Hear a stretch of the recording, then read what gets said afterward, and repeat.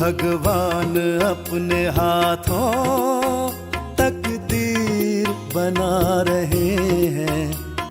ओम शांति। आज प्यारे बाप दादा के अव्यक्त मधुर महावाक्य हैं 29 मार्च 2026 और रिवाइज डेट है 25 अक्टूबर 2009। कुछ दिनों से बाबा अव्यक्त मुरली में विशेष अलौकिक ईश्वरीय खजानों की स्मृति दिला रहे हैं। आज भी बाबा ने स्मृति दिलाई कि ब्राह्मण जीवन का सबसे पहला खजाना है ज्ञान का खजाना, जिस ज्ञान धन से माला माल बन गए, बंधन युक्त से बंधन मुक्त हो गई। दूसरा बाबा कहे योग अर्थात याद का खजाना, जिससे अनेक शक्तियाँ प्राप्त होती हैं। तीसरा धारणाओं का खजाना, जिससे गुणों की अनुभूति होती है। और चौथा खजाना बताया ब्राह्मण परिवार के संबंध संपर्क में आने से अपार खुशी का खजाना अनुभव होता है।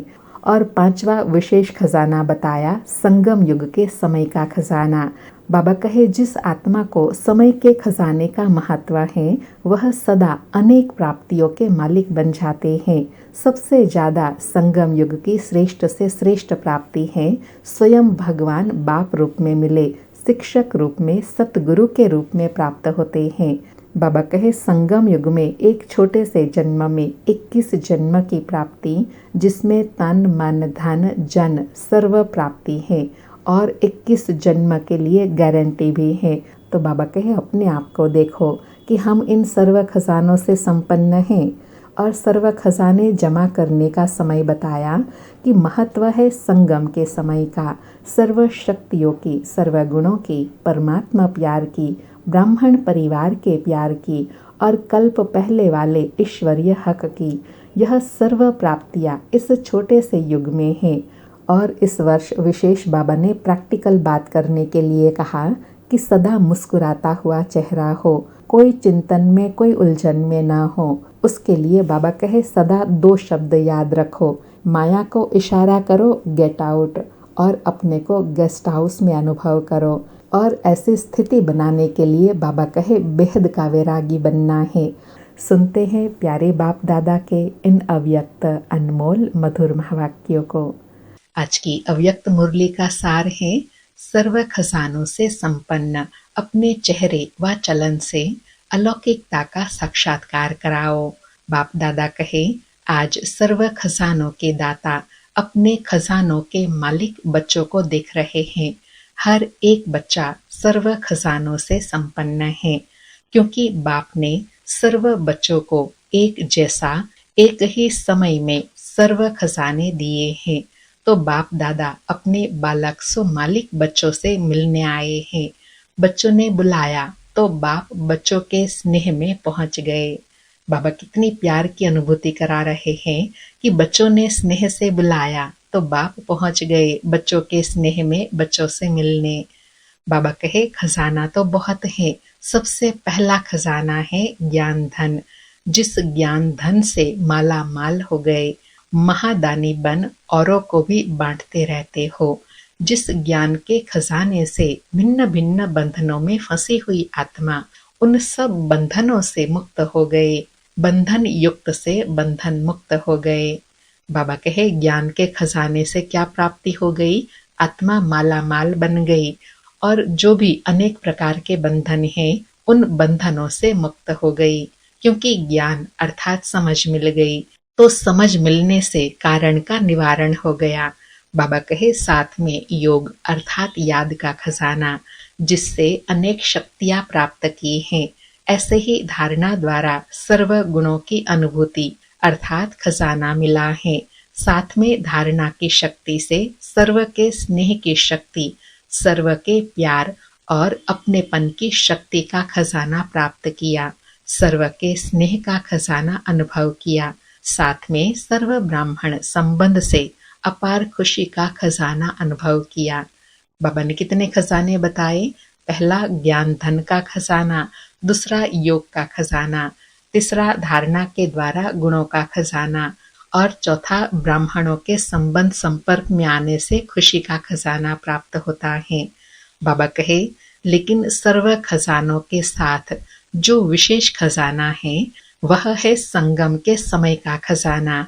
जिस आत्मा को समय के खजाने का महत्व है, वह सदा अनेक प्राप्तियों के मालिक बन जाते हैं। क्योंकि संगम युग का समय बहुत छोटा है, लेकिन समय से प्राप्तियां ज्यादा हैं। फिर बाबा अंडरलाइन करा रहे हैं कि इन सब खजाने से सर्वश्रेष्ठ खजाना कौन सा है? समय का खजाना। क्योंकि यह सर्व खजाने प्राप्त करने का समय ही अभी संगम का समय है, जो समय थोड़ा है और प्राप्तियां अथाह होती हैं। बाबा कहे सबसे ज्यादा संगम युग की श्रेष्ठ से श्रेष्ठ प्राप्ति है स्वयं भगवान बाप स्वरूप में, शिक्षक रूप में, सतगुरु के रूप में प्राप्त होता है। और बाबा कहे संगम युग का सर्वश्रेष्ठ खजाना कौन सा है? कि स्वयं भगवान इस समय पर मिले, बाप, टीचर और सतगुरु के रूप में। बाबा कहे संगम युग में छोटे से जन्म में 21 जन्म की प्राप्ति, जिसमें तन मन धन जन सर्व प्राप्तियां हैं और गारंटी है 21 जन्म फुल, आधा नहीं, पौना नहीं, लेकिन फुल 21 जन्म की गारंटी है। किसकी गारंटी है? तन का सुख, मन का सुख, धन का सुख और जन का सुख। यह 21 जन्म मिलेंगे ही, इसकी गारंटी है। इन कोई खजाने में कमी नहीं रहेंगी। बाबा कहे तो सबसे ज्यादा जो महत्व है वह है संगम युग का। एक एक सेकंड अनेक वर्षों के समान है। तो बोलो सर्व खजानों से संपन्न तो है? संपन्न है ना? बाबा ने पहले महत्व बताया, फिर बाबा पूछ रहे हैं कि देखो अपने पास सर्व खजाने हैं और उन सर्व खजानों में संपन्न है। बाबा कहे इसलिए बाप दादा सदा समय की स्मृति दिला रहे हैं। कई बच्चे समझते हैं कि 1-2 मिनट अगर और कुछ सोच लिया तो 2 मिनट ही तो है, लेकिन जितना समय का महत्व है उस अनुसार तो 2 मिनट नहीं, 2 मास भी नहीं, 2 वर्ष के समान है। अंडरलाइन बाबा समय का महत्व बता रहे हैं कि कई बार बच्चे सोचते हैं ना कि 2 मिनट ही तो कुछ बातें सोची ना, लेकिन बाबा कहे वह 2 मिनट नहीं, 2 मास नहीं, लेकिन 2 वर्ष के समान है। अर्थात 2 वर्ष व्यर्थ गंवा दिए। इसलिए बाबा समय का महत्व बता रहे हैं। बाबा कहे इतना महत्व है संगम के समय का, सर्व शक्तियों की, सर्व गुणों की, परमात्मा प्यार की, ब्राह्मण परिवार के प्यार की और कल्प पहले वाले ईश्वरीय हक की। यह सर्व प्राप्तियां इस छोटे से युग में है और कोई भी युग में यह सर्व प्राप्तियां नहीं। राज्य भाग्य होगा, आप सबका राज्य होगा, सुख शांति सब होगा, लेकिन परमात्मा मिलन का, अतीन्द्रिय सुख का, सर्व ब्राह्मण परिवार के प्यार का, आदि मध्य अंत की नॉलेज का भाग्य अब संगम पर ही मिला है। हर कल्प मिलता रहेगा। बाबा कहे जो संगम पर भाग्य मिलता है ना, वो सारे कल्प में नहीं मिलता। और यह भाग्य प्राप्त करने का आधार क्या है? संगम का समय। इसलिए बाबा कहे 1 सेकंड भी व्यर्थ न जाए। बाबा कहे बाप दादा हर बच्चे के चेहरे से देखते हैं कि खजाने जमा कितने हैं।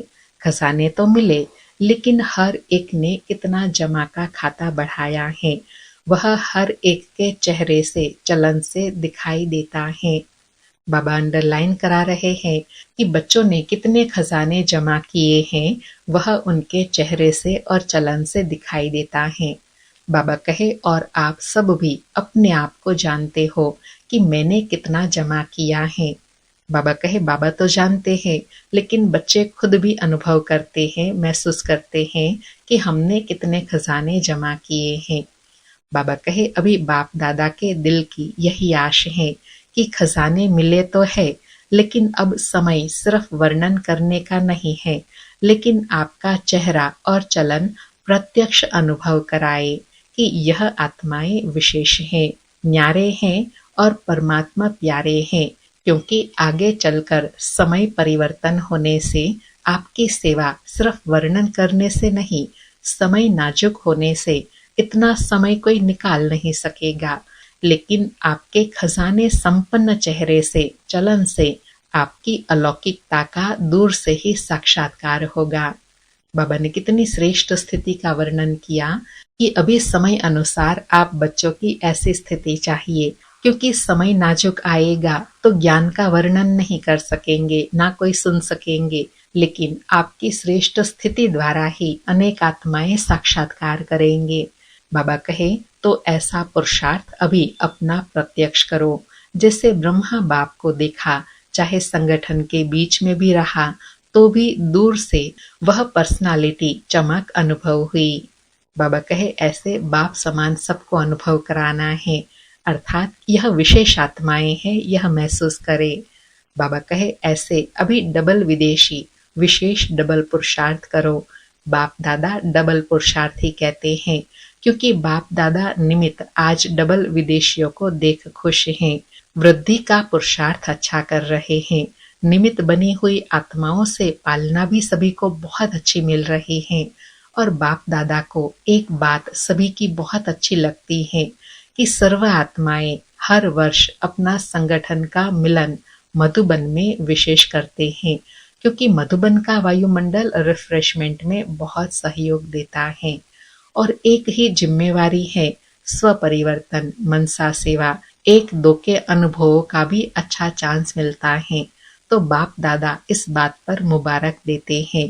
अभी कुछ कमाल अपने अपने स्थान पर जाकर करना, कुछ न्यारापन जो बाप को प्यारा है। बाबा कहे ऐसा कुछ न्यारापन जो बाबा को प्यारा है वो अपने स्वरूप द्वारा दूसरों को अनुभव कराए। बाबा कहे वह प्रैक्टिकल में अनुभव कराना, जिससे मधुबन की रिफ्रेशमेंट का सहयोग वहां भी अनुभव करते रहे।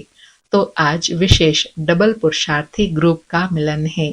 और देखो आप सभी से इंडिया वाले बच्चों का इतना प्यार है जो पहला चांस आपको ही देते हैं, क्योंकि अक्टूबर में पहला जो मिलन होता है वो विदेशियों का होता था।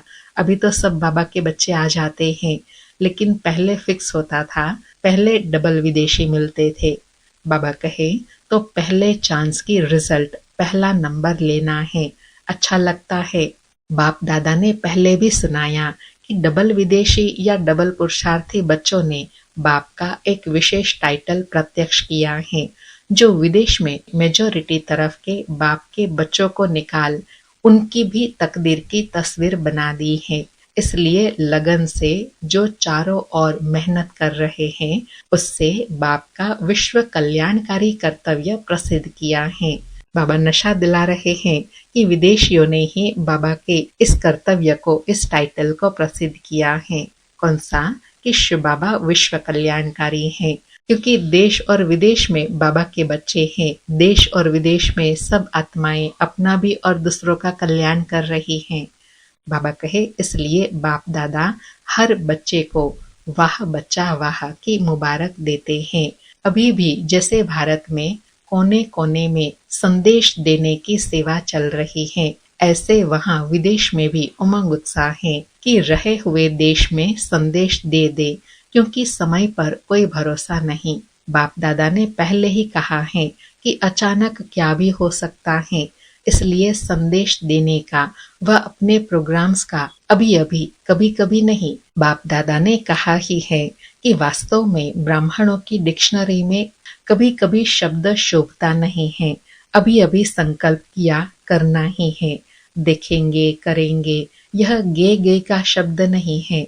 इसलिए आपकी मम्मा ने भी यही लक्ष्य रखा और सबको याद दिलाया। कौन सा?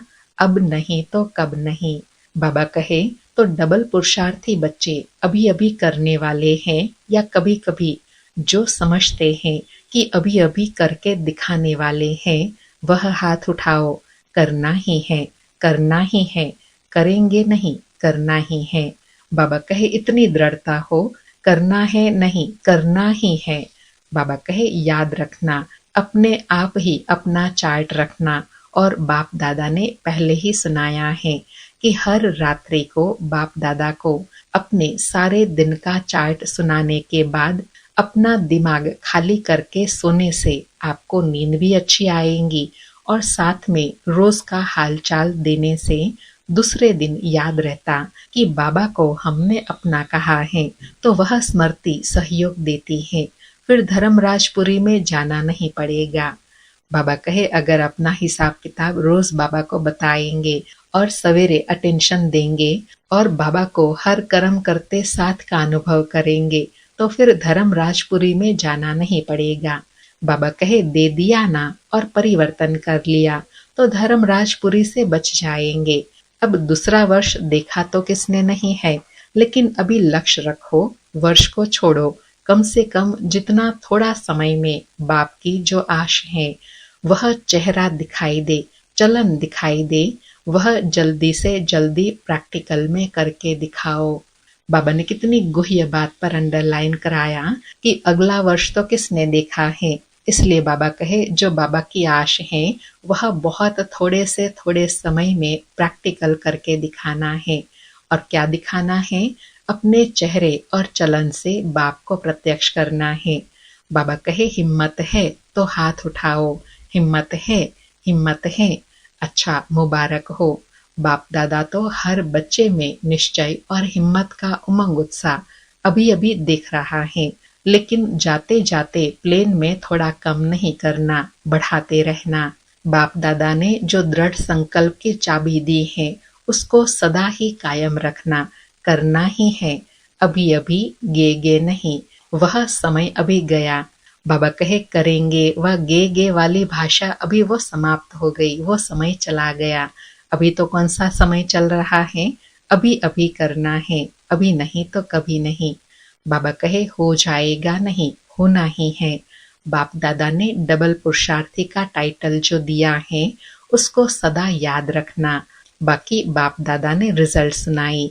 बाप दादा ने जो सेवा का प्लान दिया उसमें भारत ने भी कम नहीं किया और विदेश ने भी कम नहीं किया। इस वरदान को मेजॉरिटी स्थानों में उमंग उत्साह से किया है और रिजल्ट भी अलग अलग स्थान की आ रही है। तो बाप दादा चाहते हैं भारत के बच्चों को चाहे विदेश के बच्चों को पदम पदम गुणा प्रैक्टिकल लाने की मुबारक दे रहे हैं। बाबा कहे बाबा बच्चों को इन एडवांस प्रैक्टिकल स्वरूप बनने की मुबारक दे रहे हैं। बाबा कहे अभी इस वर्ष में विशेष कौन सी बात प्रैक्टिकल में करनी है वह सुना दी कि अभी आपको जो भी देखे उसको आपके चेहरे से चमक दिखाई दे। प्रत्यक्षता के निमित्त बनना है, बाप को प्रत्यक्ष करना है। तो करना है सदा मुस्कुराता हुआ चेहरा, कोई चिंतन में कोई उलझन में नहीं। बाबा कहे प्रत्यक्ष कैसे करेंगे? सदा मुस्कुराता हुआ चेहरा, अंदर में कोई चिंता कोई चिंतन उलझन नहीं, एक बाबा दूसरा ना कोई। बाबा कहे बाप दादा ने सुनाया था कि अभी 2 शब्द याद रखो, माया को इशारा करो गेट आउट और अपने को गेस्ट हाउस में अनुभव करो। बाबा कहे प्रत्यक्ष स्वरूप बनने के लिए 2 बातें स्मृति में रखो। कौन सी? माया को गेट आउट करो और अपने को गेस्ट हाउस में अनुभव करो। जिसको बाबा कहते हैं ना अपने को इस दुनिया में मेहमान अनुभव करो, तो वो स्थिति सहज बन जाएंगी जो बाप दादा चाहते हैं हमारे स्वरूप द्वारा बाप की प्रत्यक्षता हो। बाबा कहे यह दुनिया आपकी नहीं है, गेस्ट हाउस है। अब तो घर जाना ही है। घर के नजारे मन में बुद्धि में दिखाई दे तो ऑटोमेटिकली घर आया कि आया। आपका एक गीत है, अब घर चलना है। तो यह लहर हर स्थान पर हो, चाहे भारत चाहे विदेश। अब यह अनुभव प्रत्यक्ष करके दिखाओ। बेहद का वैराग्य।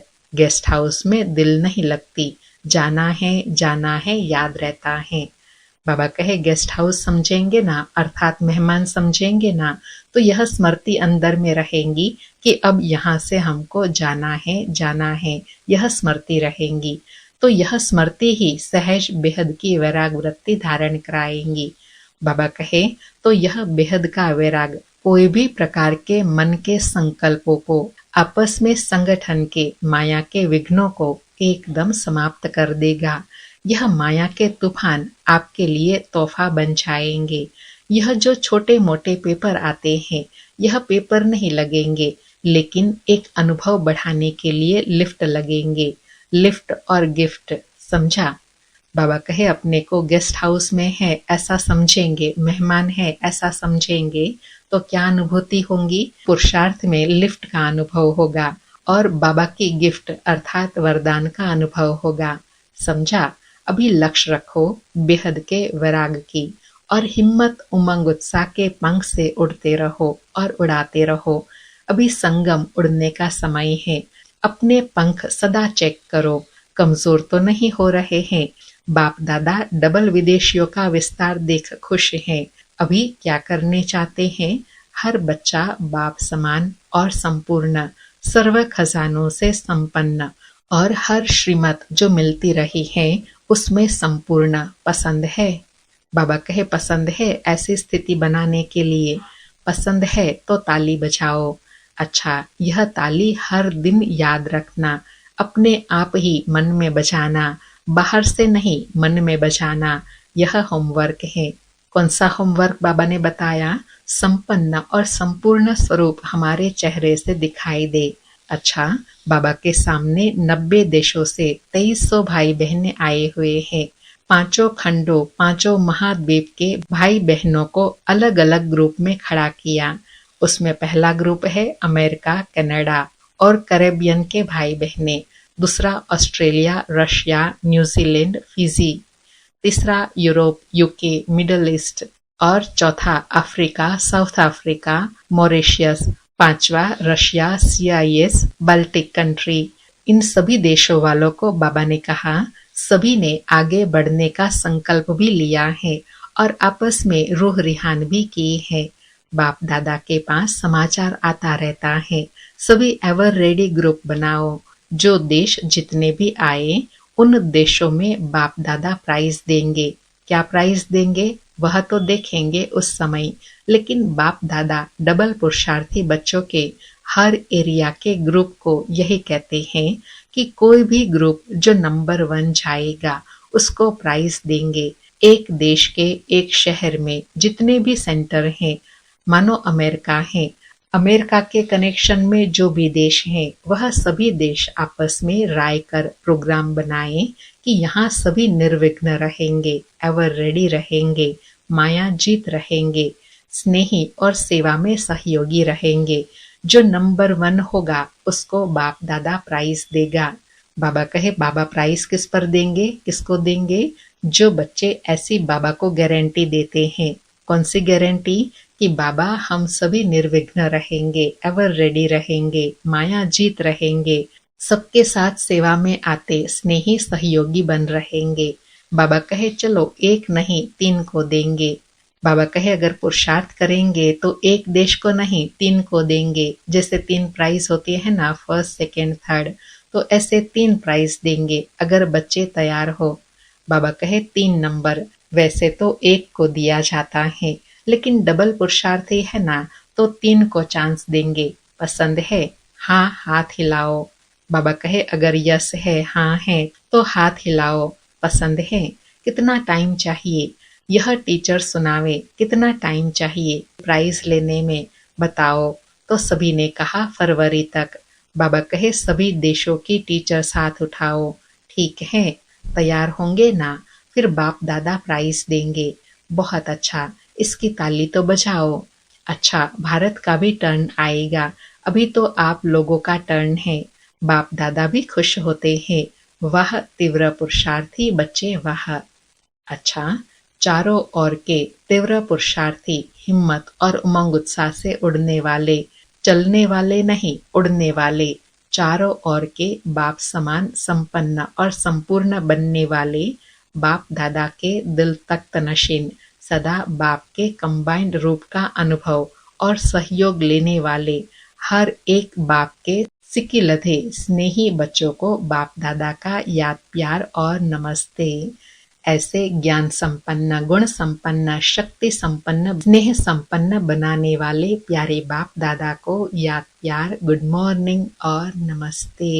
नमस्ते। अभी बाप दादा की दादियों से मुलाकात है। बाप के साथ आप सबका भी सहयोग रहा है ना? बच्चे और बाप दोनों के सहयोग से यज्ञ चला है, चलता रहेगा। निमित्त तो आप भी हो ना? साकार में एक ने कहा, दूसरे ने किया, 1-2 के सहयोगी बन उड़ रहे हो। बाबा उड़ते हुए देख खुश होते हैं, अर्थात बच्चों की उड़ती कला को देख बाप दादा खुश होते हैं। तो दादी जानकी ने कहा, कमाल है गुलजार दादी की। बाबा कहे, वह तो साथ में है ही।